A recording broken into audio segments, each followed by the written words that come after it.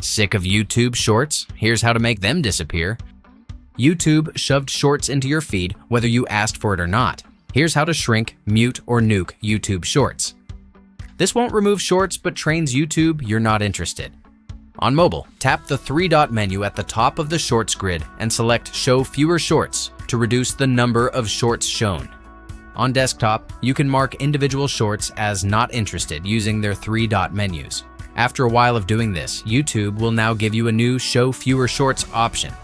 When YouTube resists, third-party tools like Chrome Shorts block, Android remove YouTube Shorts, and Safari Shorts blocker push back, though Google often breaks them, reviews are somewhat positive. If Shorts keep coming back, keep marking them as not interested for several days.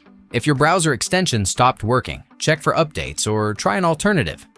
Clear your YouTube watch and search history to reset algorithm preferences. Subscribe to more long-form creators to dilute Shorts recommendations. Use YouTube's Don't Recommend Channel option on Shorts-heavy creators. You won't erase Shorts, but you can push them out.